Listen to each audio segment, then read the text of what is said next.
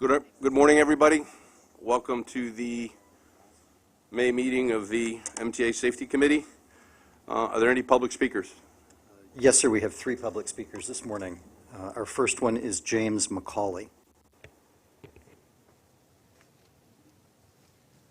Good morning. I'm James McCauley from Chappaqua with Citizens for Responsible Affordable Housing in Chappaqua. I've been here before, mentioned this particular topic before, but a few developments have taken place since my last attendance here. We know the MTA has been asked to provide either a no-build or a lease agreement with Conifer for the building of an affordable housing complex within 10.5 feet of the MTA North tracks, in just north of the Chappaqua station. We also have been made aware that studies are being undertaken by your folks, and we again ask you to give this particular request extremely serious and as lengthy as you can consideration, as we believe that both on the east side of this project abutting the MTA tracks and on the west side abutting the Sawmill River Parkway exit ramp, that the project is just ill-advised and unsafe for your passengers, for the ultimate residents, and for the first responders who would have to respond to any type of incident at this particular site. So again, we ask you to give it your fullest consideration, and we know you will. Thank you very much.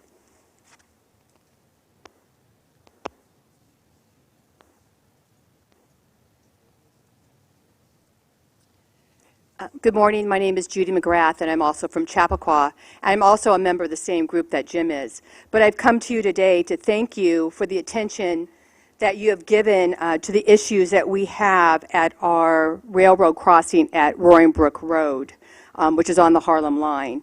As you know, this is a very busy crossing in our community, and it is one of the main roads. It's on one of the main roads that leads to our high school, which we have concerns for our student drivers. In the last few months, you have worked very closely with politicians and also with our community members to come up with safety improvements for that railroad crossing. And those are going to start to be put into effect the weekend of May 29th. So I just wanted to thank you for the work that you have done to try to make our community safer. And I'd like you to also keep on looking at that crossing going forward in the future to see what other safety advancements can be made for our community. Thank you.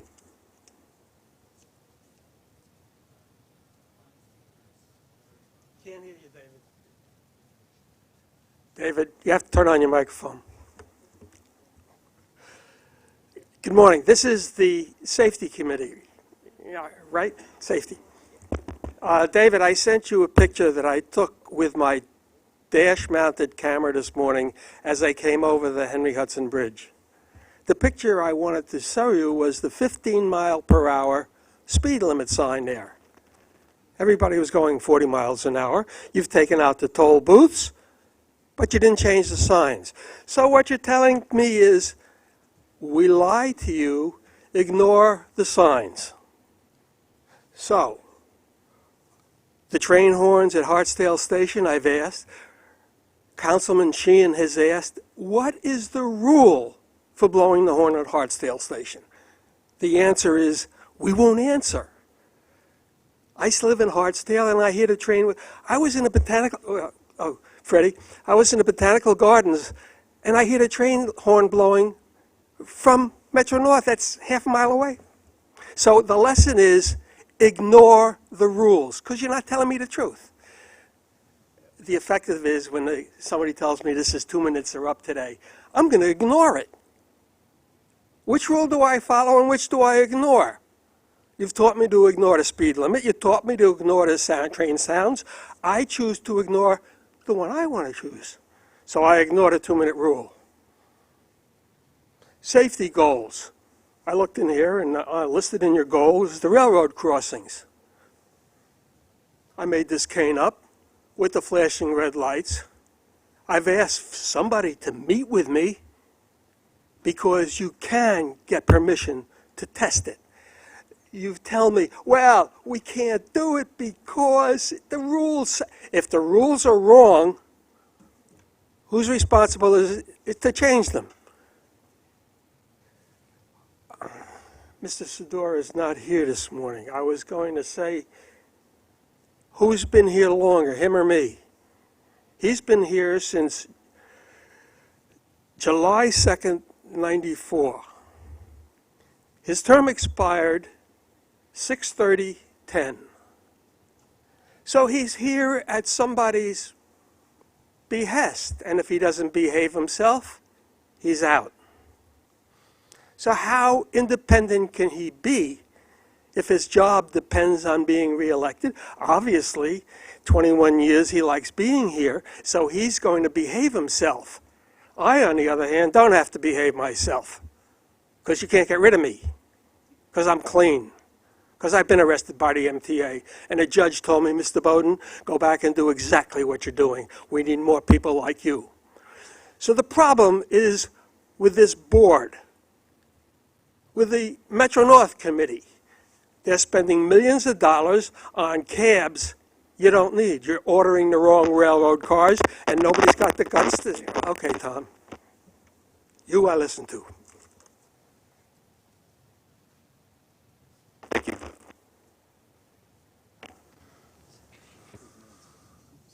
We have the minutes. I'd like a motion to approve them. Second? Any comments or questions regarding the minutes? All those in favor to approve them? Aye. Committee work plan, Mr. Mayor? There are essentially no changes to the work plan from our last meeting, with one small exception. And at our last meeting, Mr. Zuckerman asked us to include a communications plan, how we'll communicate about safety, and we added that to the July meeting. But other than that, the work plan's unchanged. Thank you. Report of the Chief Safety Officer, David? Thank you. So I just wanted to talk about a couple of activities, and I put together a little bit of a slideshow, if you can see some pictures. For the past several years, OSHA has been encouraging employers, particularly employers in the construction industry, to hold safety stand-downs during the first half of May, focusing on fall prevention. And OSHA says that the purpose of the National Fall Prevention Stand-Down is to raise awareness of preventing falls in the workplace, because nationwide falls are a leading cause of injury for workers. So OSHA asks employers to set aside time in the first half of May each year to focus on fall prevention. And throughout the MTA, at MTA agencies, that activity has gone on for the last several years. So I thought I would show you a few pictures of it. This is just a picture of a poster that OSHA has prepared to help employers talk about fall prevention. So I thought it would be interesting for you to see some of the ways that MTA agencies have incorporated this into their safety meetings and safety stand-downs. And for that matter, if you've never been to a stand-down or a safety meeting, this will give you a little bit of a flavor of what that's like. So here are a few pictures. This is New York City transit workers learning about proper use of wearing a safety harness, and also using a fall training device to learn about working on lift equipment, perhaps for work on elevated structures. Here's another picture of that kind of activity. Let's see here. Here's a picture of an instructor showing how to properly put on a safety harness, and a shot of a worker who's safely tied off on a personnel lift. And here are some workers in a bus facility learning about ladder safety. And this is a stand-down that went on at the Long Island Railroad. Many of the stand-downs involved kind of a classroom learning opportunity, and then a practical exercise is depicted here as workers are going out and learning to put their knowledge to use. And finally, here are some MTA capital construction contractors also at a safety stand-down and using a training device to learn about fall prevention. So stand-downs like these provide an opportunity for employers to communicate the importance of workplace safety in general, and for workers to practice safety skills. So moving along, sure, go ahead. Assuming that not all of the employees of any particular department attend these stand-downs, is there then a communication to those that weren't able to attend about the program? Yeah, the idea is that everybody who's on duty at a particular time comes to the stand down, and there are also posters and materials that are provided that can be used as follow-up. So a few words on a different topic about platform safety, another activity that I just kind of wanted to brief the committee on. Last month, we hosted 2 safety researchers who are studying platform safety as part of a transit cooperative research program project. That's the TCRP. It's a program that's managed by the Transportation Research Board, the TRB. The purpose of their project is to prepare a handbook of safety strategies that have been proven to improve safety on rail platforms. And they came to our region for a week, and many folks from across the MTA hosted them and provided a very useful series of briefings and site visits for them. So just a few pictures of that. A few pictures of the site visits where a large portion of their time was spent on stations with curved track, because curved track tends to create a less than ideal gap between the train and the platform. So the 2 pictures at the top on the screen are in the old South Ferry station, and they show chain safety barricades that protect against gap, and the bottom picture shows one of the moving platforms that are in the subway system to provide an extra measure of safety where gap exists. That bottom set of pictures was taken at the 14th Street Union Square station. Here, the safety researchers learning about signage and gap filler mechanisms that are in use in the Times Square terminus of the 42nd Street shuttle. It was very interesting to learn to them. It was very interesting for them to learn that many of the gap safety and gap filler mechanisms that exist in the system date back to the subway's earliest days. They're not like recent retrofits. And here they are examining gap distance on Metro North and the Long Island Railroad. They learned about customer messaging and safety programs, as well as some of the special challenges of mitigating gap distance on rail platforms when the platforms have to be designed to allow freight rail to pass as well as passenger rail. And thanks to the cooperation of our neighbors, here they are visiting platforms at New Jersey Transit as well as PATH. So they got to learn firsthand how rail systems in our whole region have successfully mitigated gap hazards, both through education and engineering. So those are just a couple of activities that I wanted to provide a few pictures and a little bit of a snapshot of, just because those are activities that have gone on since we met last. As a final note, I'd like to tell the committee and others present that I have asked Ann Kirsch, the Chief Safety Officer of Metro North Railroad, to come and join me at headquarters to help me continue to build out the safety program from MTA headquarters. And I'm pleased to report that she's accepted, so that that change will be occurring in the very near future. So thank you, Ann.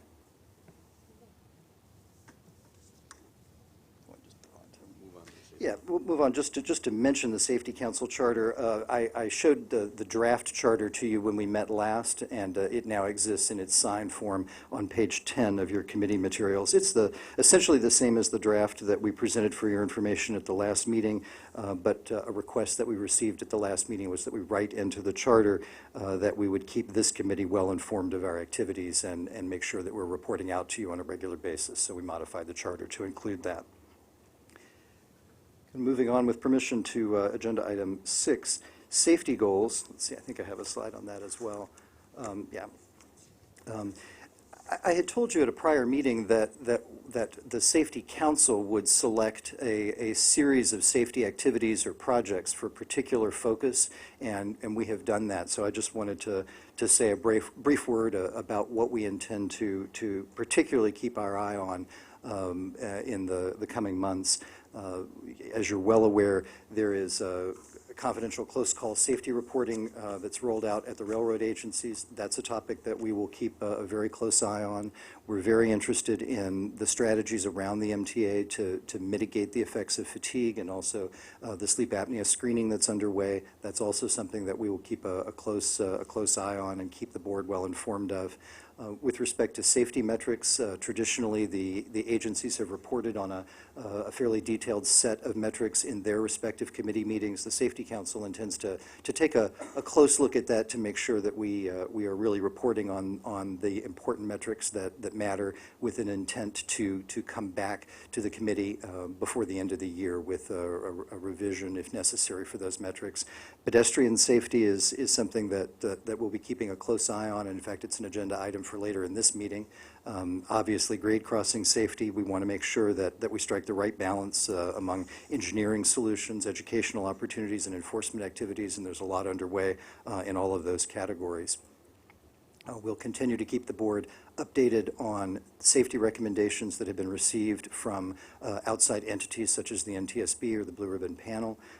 We do want to take, since slips, trips, and falls continue to be a #1 cause of injuries for our customers, we want to take a close look to see if, despite all of the efforts in the past to mitigate those and the successes that have been had, if there's something fresh that we can do in that respect. Go ahead. On the issue of slips, these are really loud.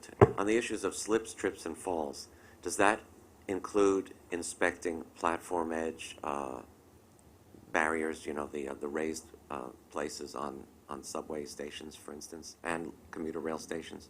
Yeah, I don't know why anything would be off that. We really are interested in anything we can do to mitigate the potential for that.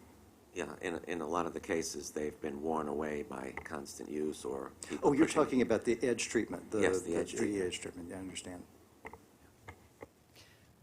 And the last item's up there, positive train control, which is, of course, significantly important, and there's a large investment ongoing now to implement that technology. And finally, by cameras, we mean the inward and outward-facing cameras that are currently being procured with plans to be installed on the railroad.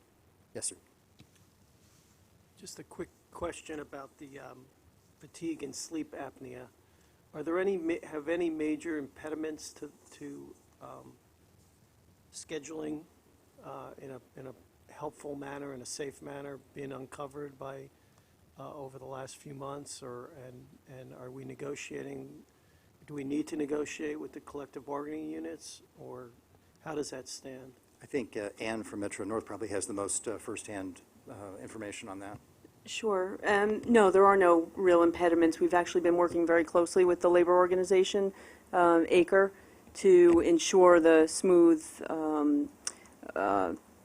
transition and efforts throughout the pilot. So we took a brief hiatus over the schedule change so that we wouldn't impact operations and that we could continue to get as many engineers in as possible. But right now we've screened over 320 engineers out of our 406 total population of engineers, of locomotive engineers.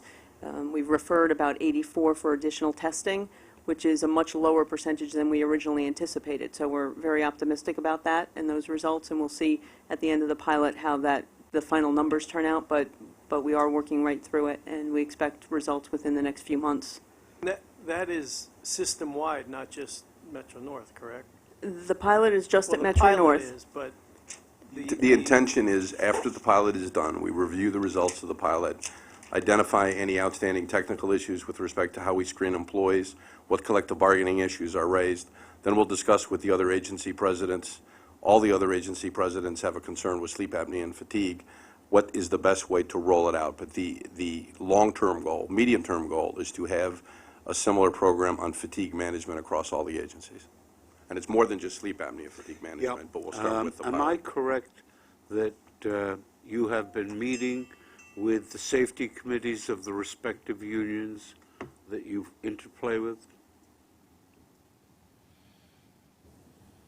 There is, particularly at Metro North, there's significant activities with respect to the unions to How keep about them across fully the in the rest loop. of the system? We've had ongoing discussions on fatigue management, but this particular pilot will inform a more focused approach at each agency. So that has yet to occur. What I'm focused on is the following, really. Let me get to the bottom line. Can I walk away from this meeting, can we walk away from the meeting that efforts have been made both by management and by labor to interact to maximize service, and that there have been no known interruptions in that communication? Well, there have been known interruptions, so we would never report on something that doesn't exist. But no, there have been none. But Carmen had his hand up. Have you been communicating with them? I mean, they... Carmen had his hand up, so I'll let him, because he I just specifically wanted did to respond to your earlier question. There's a very structured process in place at New York City Transit that allows us to engage with our labor union on an ongoing basis, on a daily basis. They have safety teams that are out on the railroad and in our bus facilities that work very closely with the line managers to ensure that we're doing everything we possibly can to That's perfect. ensure safety.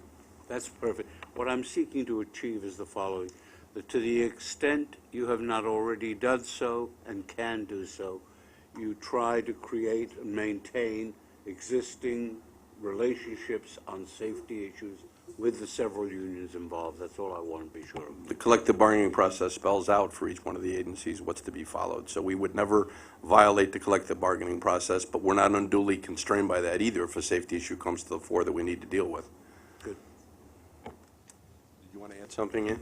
I do. Just as Carmen mentioned, we do at both of the railroads have very strong safety committees with labor representation, and there is a structured process for that interaction at both properties. All I wanted to do was to confirm that's existent and there's been no interruption in that.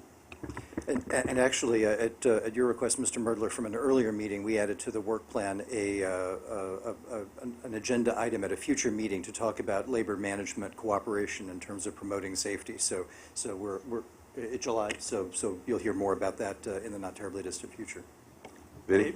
David? So I could say in confidence that the labor organizations, at least my labor organization, and I'm confident to say throughout the system, safety is the #1 priority for the unions as well. So we want to keep the employees safe. We want to keep the customers safe as well. So I feel the communications have been good. There'll be challenges when we screen employees in any field because of availability and keeping them working while we're screening. But the cooperation has been good, and we hope it will continue as moving forward. Thank you. Just to move on with permission to agenda item 7, I didn't really have any protracted remarks. I just wanted to mention that we've made the decision to include the enhanced safety action updates that have traditionally been provided to the 2 railroad committees. We'll also be providing them in your materials just for your easy reference. So starting with this book, they're available to you in our materials. And the idea there is, if you have any questions, if you're not a member of the operating committee, you certainly can ask questions during the operating committee meetings. But if you're not and you want to ask a question, by all means, do so. We want to share this information at the highest possible level.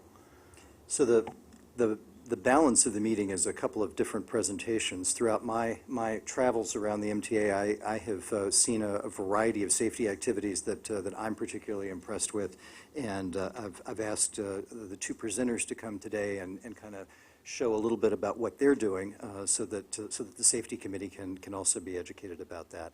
So the first presentation, if we can get it up on the screen, is from Steve Vidal on pedestrian safety around buses.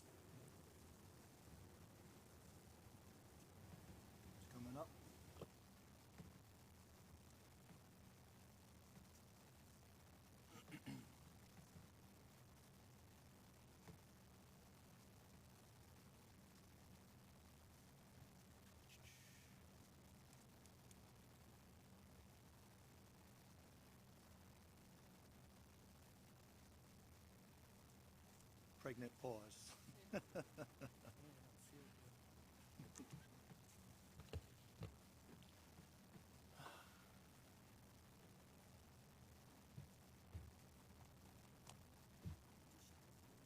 What's that?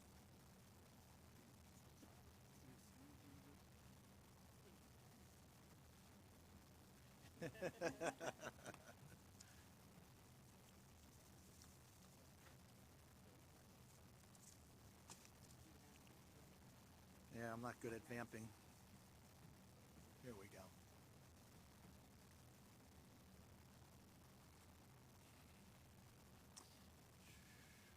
Okay, thank you very much, David. Before I start, I just want to acknowledge the artist of this opening slide. We ran a safety campaign, safety messaging campaign, had submissions from several of our bus operators on what safety means to them. And this is an operator who's a self-portrait showing what the noise is that he deals with on a day-to-day basis. While it's very colorful, it also is very indicative of the challenges that our operators face on a day-to-day basis. Next. Throughout buses, ensuring safety is at the core of our business is embedded in every aspect of our operations. This aligns us directly with New York City's Vision Zero action plan, which challenges us. Hey, Steve, can you move the mic just a little closer to you? Thank you. Sure. This aligns us directly with New York City's Vision Zero action plan, which challenges us to embrace the simple but powerful idea that no traffic fatality is inevitable. Partnering with our employees, the unions, and the public with views at ending all traffic fatalities and serious injuries is mission critical for Department of Buses. Next. Historically, our safety efforts have reduced collisions per million miles by as much as 46% since 1988. Vision Zero is a natural continuation of all the efforts that we've been making and taking over the several years. Our safety strategy reflects our commitment to continually improving our safety performance, not only for our customers, but for our employees as well. Since last May, pedestrian and bicycle accidents have decreased by 16.4%. When we look at our year-to-date numbers for pedestrian accidents only, we're down over 40% over the same time last year, from 54 to 32. So we're making great inroads, and some of the stuff I'm going to talk about will show you how we got to there. Next. Buses takes a three-pronged approach to Vision Zero. One is to continuously engage our bus operators on pedestrian safety and issues. The second one is to implement public outreach programs that educate our pedestrians as well as our bicyclists on how to interact with our vehicles on our buses on the streets, and also to really look at technology to try to leverage it to improve our safety. So I'm going to talk about a few of the efforts that we've done in each of these three areas, and then we'll talk later on about our DOT efforts with traffic engineering and streetscaping. In the area of bus operator engagement, two initiatives that we've started over the last year I want to highlight. One is a Vision Zero training program that we implemented last July, and it evolved over the first 6 months of its implementation to where we now have a really robust program that all of our operators are attending. It emphasizes the current challenges that distracted pedestrians and cyclists present to our operators on a day-to-day basis. The program highlights the impact or the consequences of pedestrian accidents on the families of people who are victimized as a result of these pedestrian accidents. To that end, through our relationships with Families with Safer Streets, we've incorporated a testimonial video of 5 families who lost loved ones to pedestrian and vehicle traffic accidents. It's a very powerful program. Our operators sit with bated breath while they're watching it. In many instances, some of our folks have to get up and leave the room because it touches home so closely to them. In addition, we incorporated some Vision Zero video messaging that's been created by NYPD. And I think the most powerful piece of the program is the use of video from our onboard cameras of actual accidents, collisions that our buses have been involved with. It opens up a dialogue amongst the operators as to what actually happened in a particular collision or accident, what could have been done to prevent the accident from happening, and there's a really healthy exchange between the operators as to things that they could do to prevent accidents, which is really the dialogue we want to have going. Lastly, in this particular program, we are now using what I'm referring to as near-miss videos. We've solicited from our bargaining units voluntary reporting of near misses that they may have experienced while they're on the road. It's powerful because when we talk about preventability, A lot of times our bus operators think that we have some very high standards, and some of them may be unreasonable, but our standard is that an accident is preventable if the operator didn't do everything reasonable to prevent the accident from happening. And when we start showing videos of actual collisions, a lot of the dialogue is over, well, what could I have done to prevent the accident from happening? And many times, it's difficult for them to really embrace that.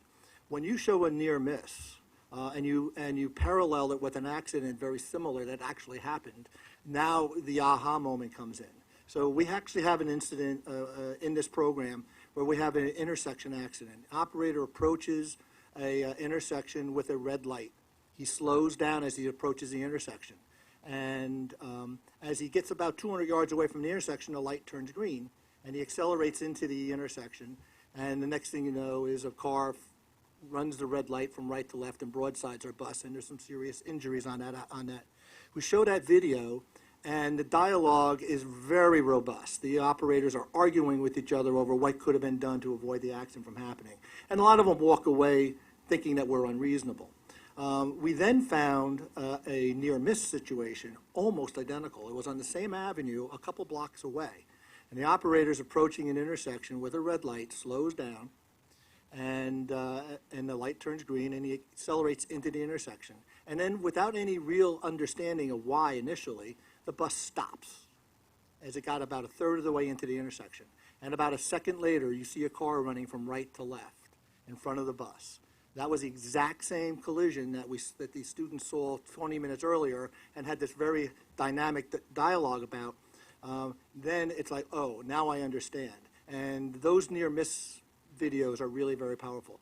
What's different with this program is in the past, we were reticent to use onboard video because we thought we might have some adverse reaction from the operators who are involved in these accidents and that were, outing folks on stuff.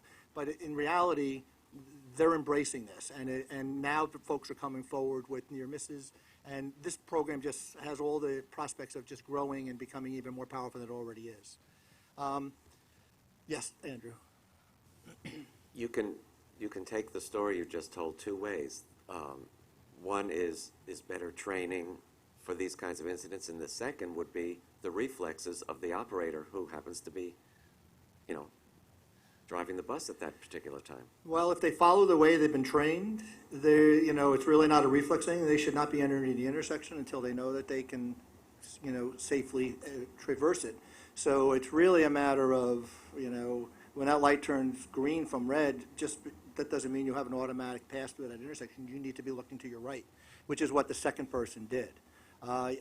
Reflexes do play a role in this, and sometimes maybe somebody not doing the right thing still has the reflexes to prevent an accident from happening. But if they follow the procedure, they shouldn't. Excuse me. Do all the, maybe this is for Darrell too, do all of the bus equipment types that we have on the road now have the same visibility peripherally?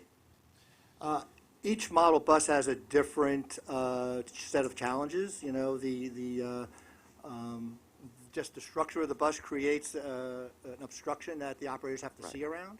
And every time a new bus is introduced to our fleet, every operator that drives it is trained on that particular model bus. They're shown what the obstructions are and how to see around them. So yeah, every bus has a different challenge. And people, drivers do change equipment types, obviously, depending on... During the course of a day, they could drive several different model buses, yes. So they have to be, up on all of the types. Absolutely, absolutely. So that's one of our initiatives. To date, we've trained about 1,800 of our operators in this Vision Zero training program, and it'll continue so that everybody will actually ultimately be attending the program over the next year and a half. The second initiative is really an expansion of our undercover check ride program. Historically, we've done a really good job of monitoring our operators that are of concern to us with regard to their operating records.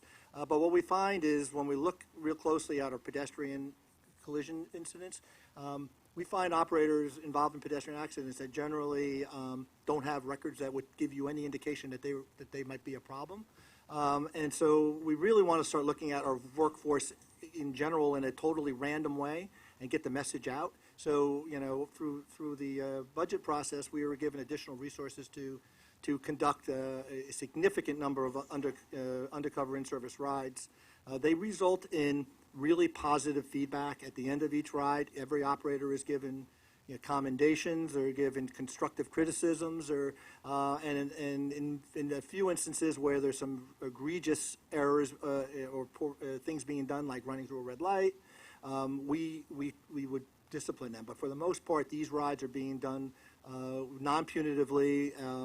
Oftentimes, as a result of the ride, person is scheduled for follow-up training or follow-up rides. But it's really a feedback mechanism that we haven't had in the past, and I think it's very powerful.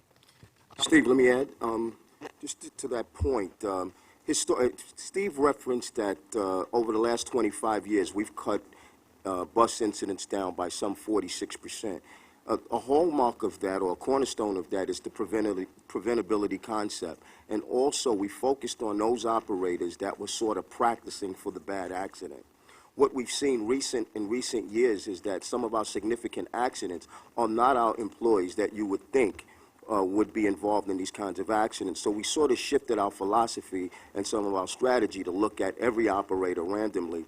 Just because you didn't have a profile in terms of your attendance, in terms of your overall performance that would lead us to believe that you could have an accident, we started looking at everybody different, and the results have been really significant for us. What, if anything, are you doing about the pedestrian who is on the cell phone or texting or the like, crossing the streets, and putting the drivers at risk, and the pedestrian and the passengers? So when I talk about public outreach, I'll address some of that, but it really is incumbent on us in this training and all of our training that we do is to, as the culture changes in the city, we need our operators to be aware of it. So in the past, a pedestrian walking down the sidewalk really wasn't a hazard to the operator as much as they are now, because they're walking down the sidewalk and they're not distracted and they're not following, necessarily doing what pedestrians did 3 or 4 or 5 years ago. So it really is incumbent on us, as we interact with the operators in all of our training and all of our, oversight activities, to keep reinforcing that the culture has changed, and that doesn't give us a license to say, well, he stepped off the curb or she stepped off the curb to hit him. Interact at all with the police department in terms of people getting at least a warning when they're crossing against the light? I'll take this, Steve. We have a meeting later today with the city with respect to the overall approach to Vision Zero and pedestrian safety. If we focus on that which we can control, and we cannot control pedestrian behavior, that is really an enforcement function of the New York City Police Department. But we do prevail upon them the importance of some level of enforcement because the situation at times gets out of hand, especially in downtown Manhattan. But that's the focus. The focus is on that which we can control. And we'll continue to have that dialogue with them, and to what extent they have an appetite for actually enforcing that. And that has always been an ongoing dialogue, whether it's bus lane enforcement for bus lanes or whether it's pedestrian enforcement for behavior they should be exhibiting. Tom, I congratulate you for again being on the ball. Next slide, Dave. So in bus operator engagement, over the years, we've always reached out to our operators through a series of campaigns of messaging, the safety message. What's interesting is if you look at the photograph on the upper left-hand corner, it's a little bit small. I have larger versions for you to take a look at. Those are 4 safety posters that I found in a training manual in a file cabinet from 1950. And when you read the message, it's amazing. The message from 1950 to now really hasn't changed. But it just gives you an idea. You need to continuously change the messaging so that folks don't look at it as noise and not really be reacting to it. So over the years, we've put several different safety message campaigns out there. What's different today, and if you go to the next slide, is that it's really been branded. In the past, it's been we've been fighting the safety battle, on our own, and now this is a message that is universal. Our operators recognize it, not only that it's coming internally from the safety department, but it's also on the TV every day. It's everywhere they go. So this branding opportunity that we had by working with the city's Vision Zero group really provides us with a continuity of messaging from the moment we get up and drive our cars to work or take public transportation to work. You're seeing this message throughout. So, next slide. So in the area of public outreach, two of our initiatives I'd like to highlight. One is back in December we released PSAs. One is the one that's pictured here with a bicyclist who's very distracted. He's got earphones on, and he's actually at one point in time takes a selfie of himself and ends up running into the rear of one of our buses. A second PSA is a young lady texting her boyfriend from the evening before about the dinner that they had, and she steps into a crosswalk with the crossing signal and ends up in a catastrophic accident. The message there is for the public to recognize that they have a role in improving the pedestrian safety in the city as well. The second initiative is a for-your safety message that we're creating to put on the back of forward-facing seats, facing the rear of the seats while we're sitting in our buses. We've developed about a dozen of these. They will be decaled and put onto the back of back seats. So basically, the customers sitting on our buses will see different messages, and when they get up, they can take the message away with them in their mind. So it's just an initiative to reach out to the community that their safety is also of our concern. Next. In the area of technology, we're really piloting 3 technologies that we hope will have some real significant impacts on improving pedestrian safety. This one here is a pedestrian warning device. I should point out that this is not a staged photograph. This is actually a live photograph. And there's a lot of hazards here that this operator is dealing with as he makes the left turn. Clearly, as he started that left turn, those 2 individuals, the pedestrian and the bicyclist, weren't anywhere near where they are at the point in time that this photo is taken. You can also see in the left-hand side, in the middle of the photo, the rear wheel of a bicycle. So if my operator's making that left turn, he's worrying about the bicycle on his right, and he's got a pedestrian and a bicycle on his left. And he's navigating a left turn onto Madison Avenue, I believe. So the pedestrian turn warning device will actually activate a voice that says, "Caution, bus is turning," as the bus begins its turn.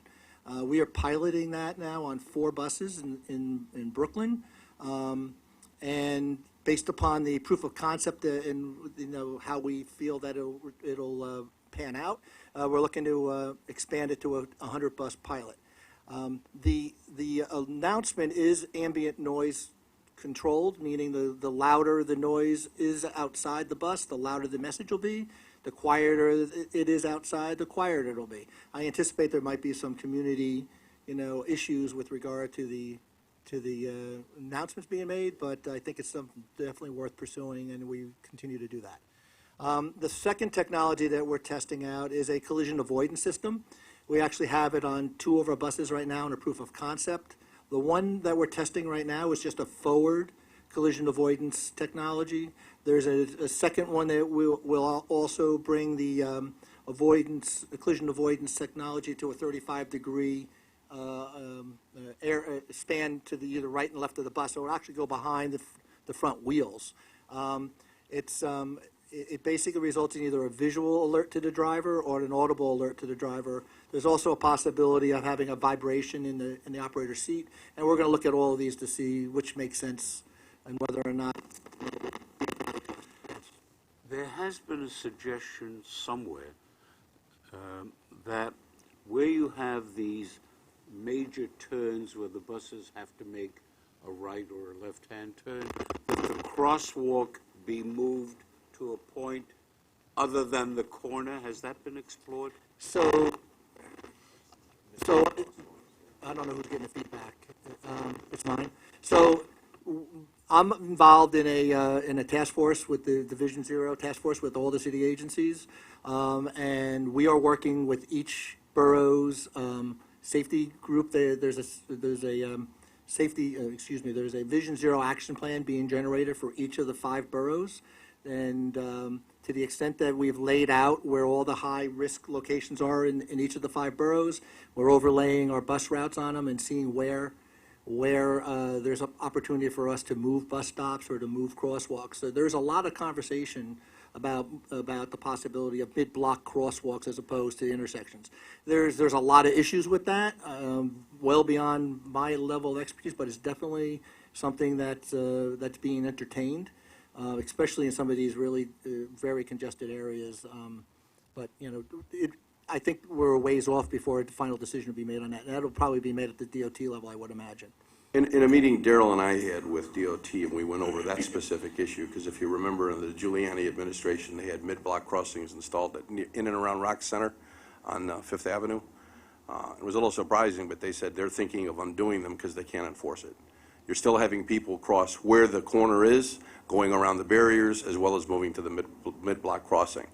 But we thought that was a strategy that was working, but evidently it's not working, they're saying, due to enforcement issues. So, See, my concern is that the bus drivers very frequently blamed inappropriately for when the pedestrian is crossing at the corner and the bus has to make a pretty wide turn for not recognizing that. And if we move that crosswalk a little bit into the street after the curve, maybe we can avoid some of these accidents. I would say nothing I know is that not on Local the table. 100 has been focusing on that issue for quite a while. Yes, and I meet with them on a regular basis, so. They're involved in our efforts with the Vision Zero action plans. So we're actually soliciting their feedback on the routes and the intersections and the bus stops that are problematic in their mind. And we're sharing that with the DOT folks as well, so. This is a very good collaboration, it's just, things don't happen overnight, but at least it's happening, so I'm very happy with that. And then the third technology is one that is really, it's an LED that would be part of the headlight system. Would be an additional LED that illuminates the roadway as you're turning the bus to a 35-degree illumination. So it gives the operator an additional view of what's going on outside the bus at nighttime. While it's marketed as an enhancement for the driver, I really look at it as a pedestrian warning device as well, because as the roadway lights up, there'll be some reaction on the part of the pedestrian that will hopefully have them aware that bus is turning as well. So we're at the very early stages of that technology, investigating it, but I'm very optimistic that this is something that will bear a lot of fruit for us moving forward. And then lastly, over the last year, we've been working very closely with the city agencies, in sharing our training protocols and some of our strategies that we're using. And it's been a really healthy exchange of ideas and knowledge. And in December, we became part of the Vision Zero Task Force. And these relationships have continued to grow. So over time, I think the collaboration and the shared knowledge base is just going to have a positive outcome toward this lofty goal of Vision Zero and no pedestrian fatalities. Any questions? Yeah. Cost issues aside, wouldn't it be a good idea to have cameras on the front and the rear of the bus? On the front, so that you could see if somebody was blocking an exclusive bus lane, or if an accident had to be recorded, and for the rear, for the driver to know exactly what's behind him. I don't know how to talk to the cost of it because I don't know, but there's a lot of opinions, and philosophically, the more cameras that you have, the more you're deterring or distracting the operator to be looking at those. So you can read a lot of literature on it, and it's sometimes you rely on that more than what you're supposed to be doing. So we have to really weigh that, the pros and cons of it. Like I said, nothing should be off the table, but we need to be reasonable in making sure that we're not giving a tool that becomes a deterrent for safe driving.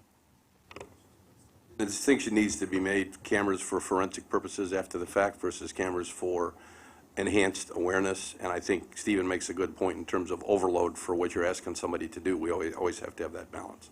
I mean, the other thing I'd like to make a point of, there's only one place in the United States where you have a blanket no right turn on red rule. It's New York City.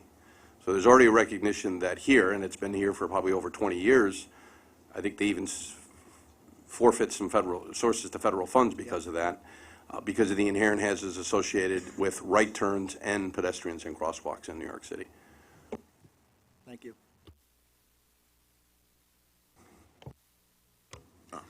I'm sorry, I didn't have it on. You mentioned, I think in response to one of Al's questions, that each vehicle presented its own particular line of sight problems or blind spot problems, what the operators refer to them at. I mean, I look at them as blind. Everything has a blind spot.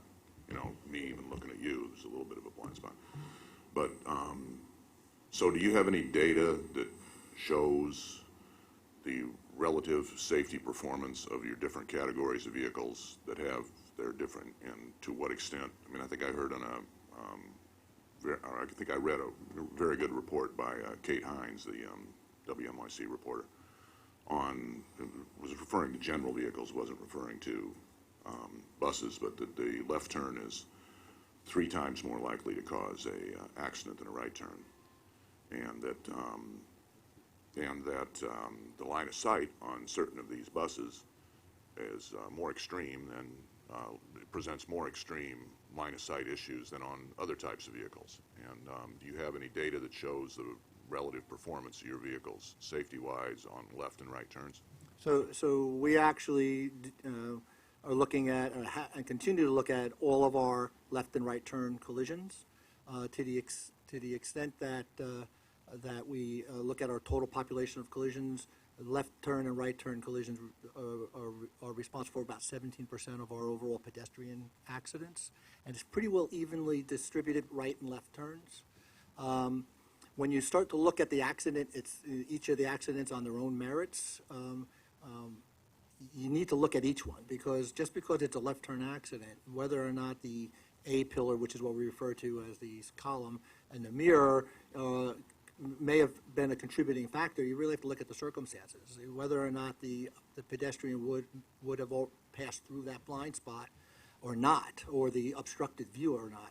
So the numbers over the last 2 years, there were probably 19 collisions that could be attributed to possibly the obstructed view, and the distribution across our bus fleets, pretty even. The mirrors we need to look at very closely to make sure that we optimize whatever the appropriate mirror is, because sometimes you have the same mirror on different fleets. So when you start looking at it from a fleet perspective, it may not tell you what you need to tell. So we do look at it very closely. But having said that, when we're training our operators, as they approach a left turn, for argument's sake, they need to approach it at the appropriate speed. They need to know where the obstructed view would be and making sure that they're following themselves through. And unfortunately, when you look at these collisions, while maybe there was an obstructed view, if they follow the proper turning procedures, approach the intersection and turning properly, there would be would not have been a collision. So we're working on making sure we educate our operators on all those accidents. In the meeting, I talked about the TW was there. I forgot to mention that. But what was heartening to hear is what Steve offered to the people in DOT engineering was the ability to ride in the simulator, to drive in the simulator, to see firsthand without having to go on the street the different hazards a bus operator would encounter in driving a bus. And what was informative from their standpoint is it put into better appreciation and focus for them engineering solutions they could have in terms of signalization or traffic flow. And what lined up with me, and we didn't gig the question, is that I only drove for 30 days, but to me the left turn was the worst exposure. Because when you make a right turn, it's a lot slower. You're concerned about whatever pole or obstruction is on the curb, so you're driving much slower and you're looking back over your shoulder. When you make a left turn, you generally don't look over your shoulder. You're looking to the left and to the front of the bus.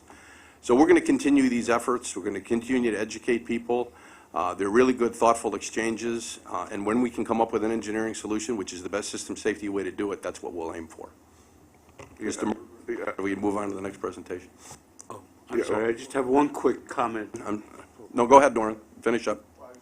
I just want to say I understood that one of the reporters sideswiped a car and on the simulator and hit a pedestrian. Was that- Yeah, well, he hit a pedestrian, yeah. You know, this is the other approach I want to take. I didn't mean to interrupt, Chuck, but my friends that drive buses, of course, like the sensory overload. I think it's one of the hardest, possibly the hardest gig on the MTA. Yeah. But the sensory overload is enormous, especially in Manhattan. But they make a special point of, well, in my neighborhood, they refer to them as the rotten bastard kids. They get out of school, they get on a bus, they tear the bus apart, they jump on the back of the bus. The bus driver's got to police the coming and going of the kids. He's watching. Have you got statistics of time of day on the data reflect? I mean, it's on accident occurrence. I mean, do they occur at these moments when there's just total chaos on the bus load? I mean, you got all those factors in data. We look at it from time of day, we look at it from time into the tour, the weather conditions, so we do have all that data. I don't know that I've seen any correlation to that phenomena in pedestrian collisions that you're just referring to. I'm not saying that hasn't had an impact, but I don't see any direct correlation to that.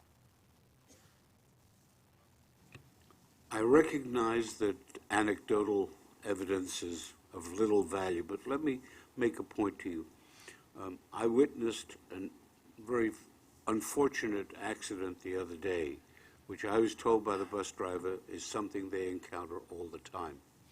Namely, U.S. Mail, UPS, FedEx, those being the three principal violators, double and triple parked at and near bus stops, where the pedestrian then is forced to go from the bus and then walk into the street traffic to get to the sidewalk. And my question is, I know you meet with DOT, I know that you meet with the police department, but it seems to me the fellows who drive these trucks feel immune. They don't give a damn about the tickets. They collect them in their drawers, and then they throw them away, or they get a package deal from the traffic enforcement authorities. But how about a tow truck? And one of the suggestions I would make is it's time. These folks have got to have some regard for the public and not just ignore safety. I think they are a major cause, and I can tell you bus drivers, those that I've spoken to, are really very upset about this. What I would say is that the whole Vision Zero branding and concept, I think it's being embraced throughout the city.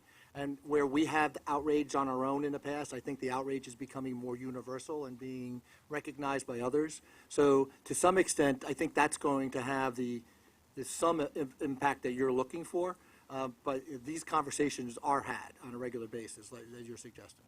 New York's the only place I've ever seen people double park with the curb lane open.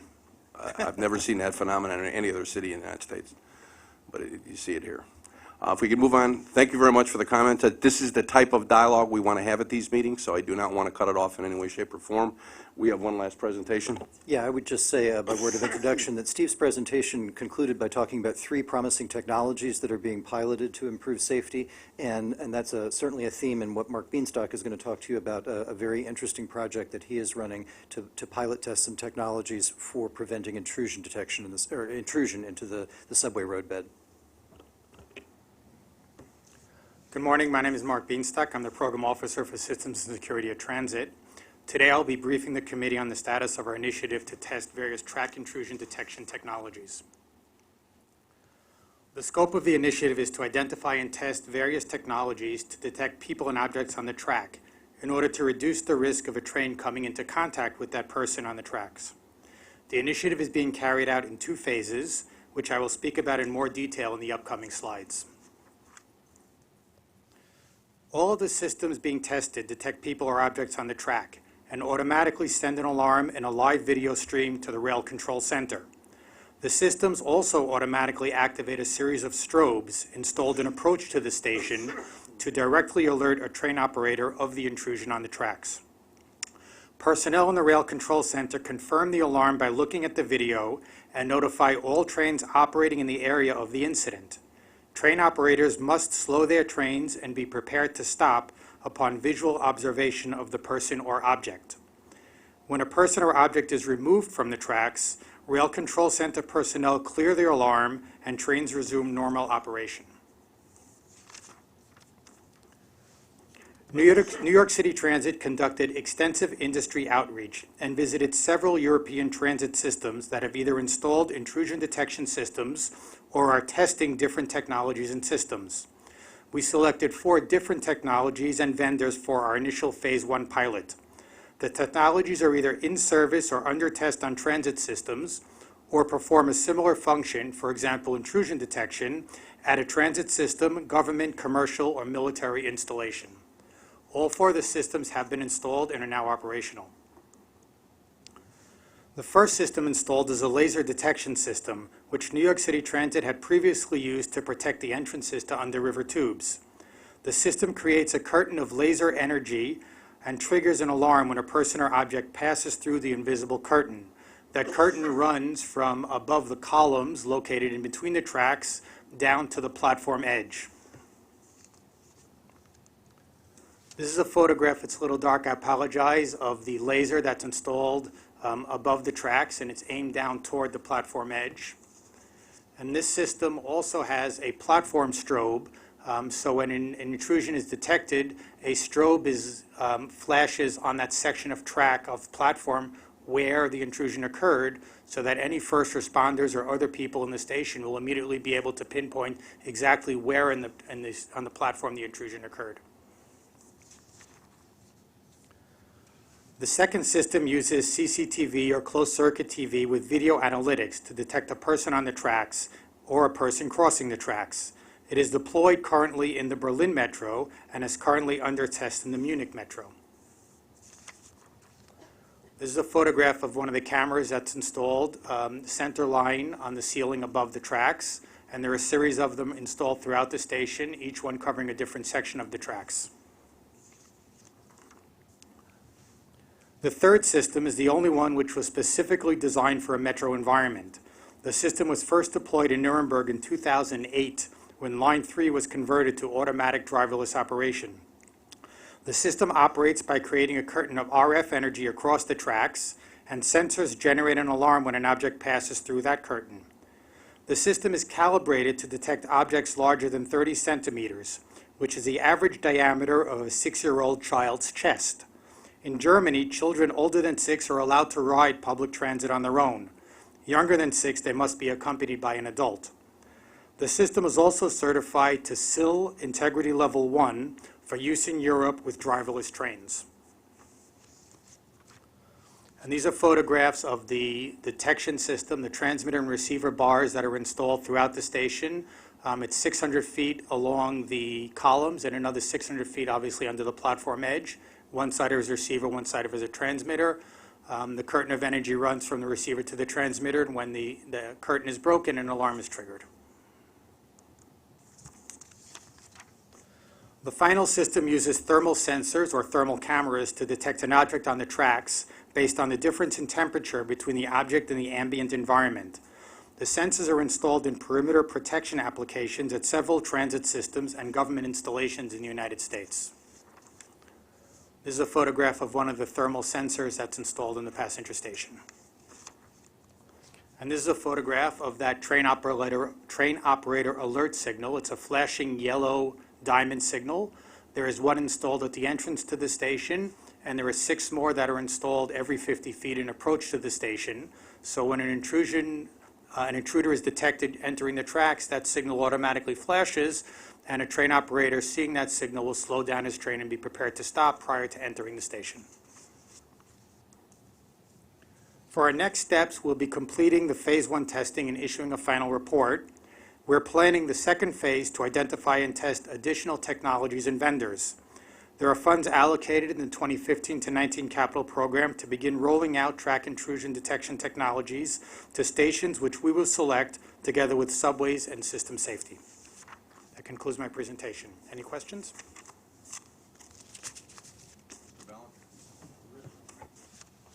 Thank you. I was just getting my big head out of the way of the screen. Those were both very informative. Thank you for them. On your presentation, my only concern, I think it's terrific.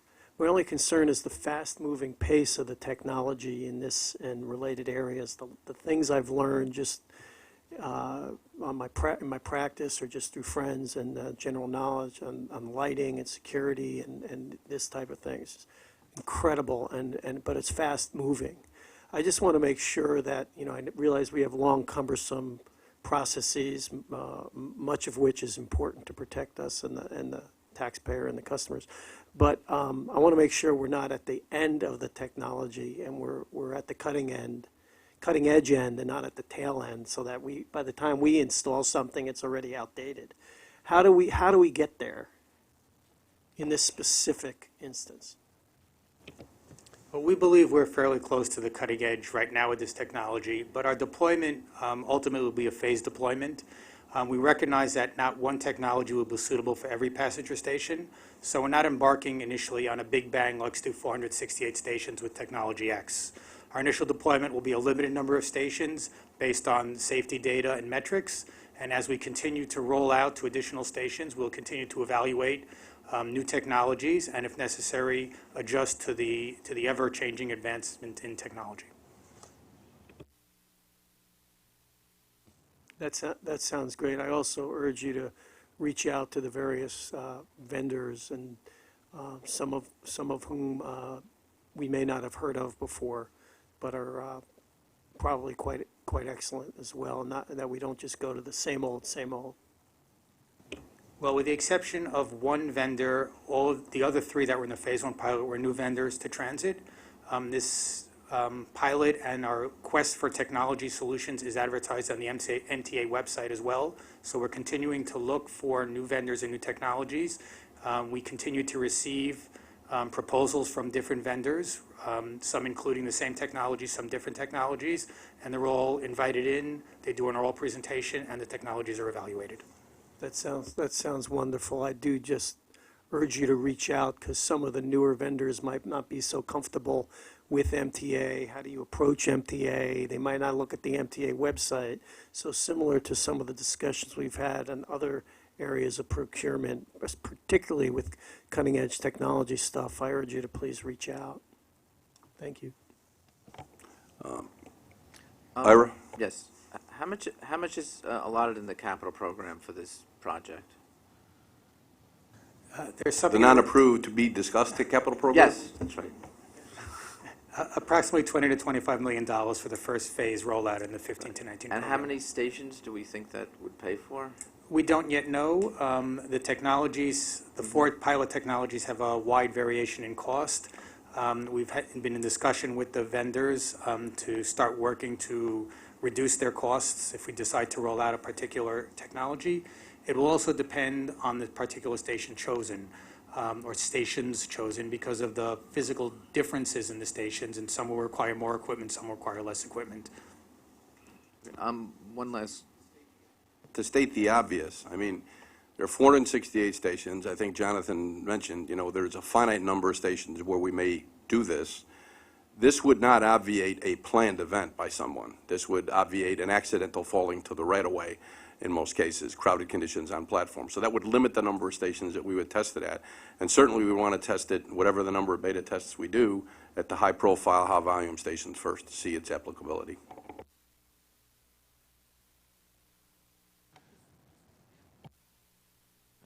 I'm just, the applicability of this type of technology maybe to the commuter railroads in terms of intrusion on their right-of-ways, which we've seen cause problems, perennial problems in the Bronx. I know in Queens, several areas where people get on the right-of-way and do whatever they do that they shouldn't be there. I don't know if we're looking at that.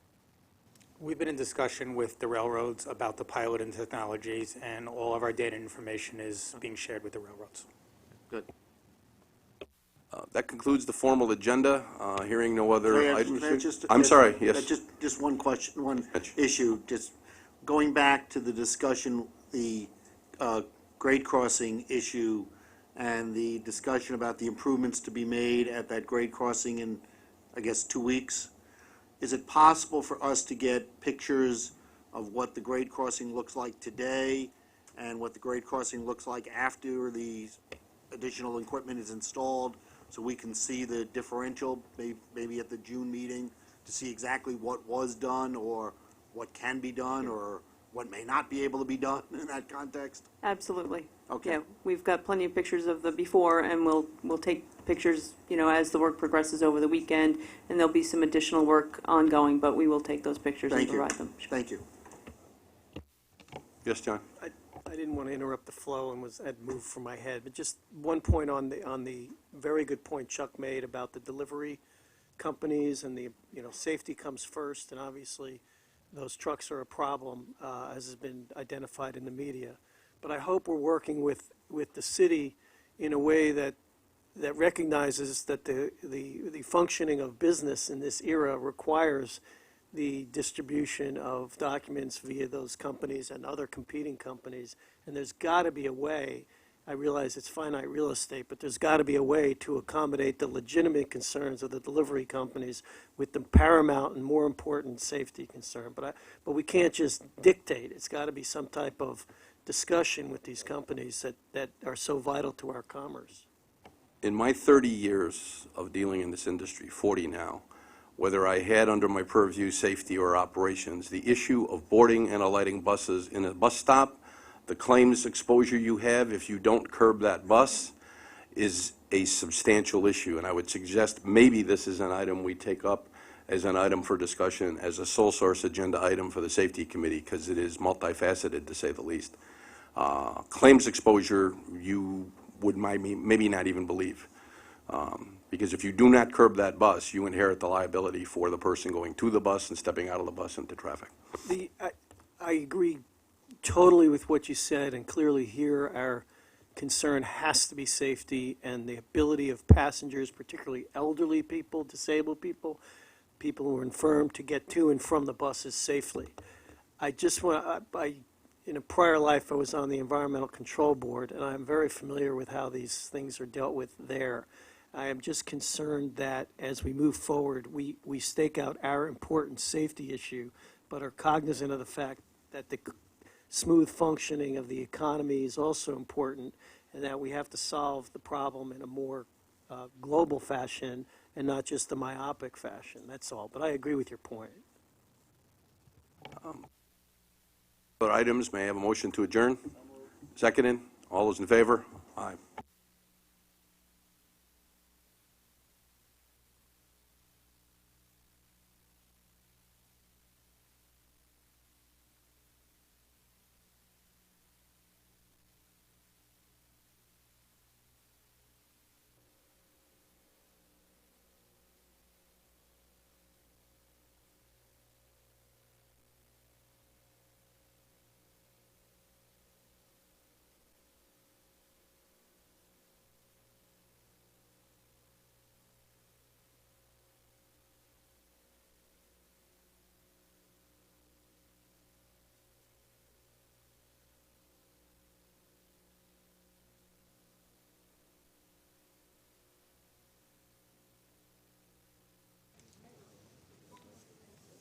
Test 1, 2. Test 1, 2.